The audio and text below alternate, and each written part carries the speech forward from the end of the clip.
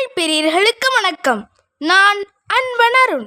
வடக்கு திசையில் இமயமலை, மேற்கு திசையில் ராஜஸ்தான், கிழக்கு திசையில் வங்காள விரிகுடா மற்றும் தெற்கு திசையில் குமரி என 4 திசைகளிலும் 4 அதிசயங்கள் இருக்கிறது. ஆனால் விஞ்ஞானிகளின் அறிக்கைப்படி குமரிக்கு கீழ் ஒரு கண்டம் இருந்ததாக சொல்கிறார்கள். அங்கு 4 ஆறுகள் இருந்ததாகவும் குறிப்பிருக்கிறது. அப்படி ஒரு கண்டம் இருந்ததா? வாங்க அதை பற்றி பார்க்கலாம். குமரியிலிருந்து ஆஸ்திரேலியா, இலங்கை, கச்சத்தீவு, மடகாஸ்கர் போன்ற இடங்களை தொட்டு இருந்ததுதான் குமரிக்கண்டம். இதை ஆங்கிலத்தில் லெமுரியா என்றும் அழைப்பார்கள்.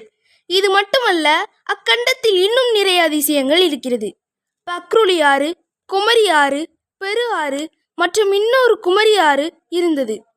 அங்கு ஒரு மலை இருந்ததாகவும் அதற்கு பெயர் பெருமலை என்றும் குறிப்பிடுகிறார்கள்.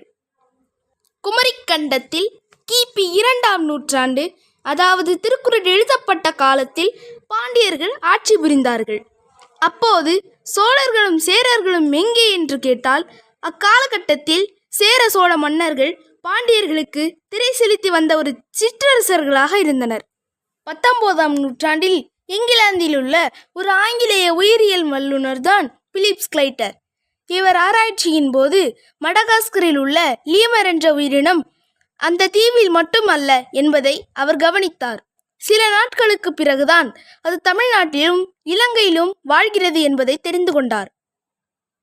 இது ஒரு பக்கம் இருக்கட்டும், இன்னொரு விஷயமும் இருக்கிறது.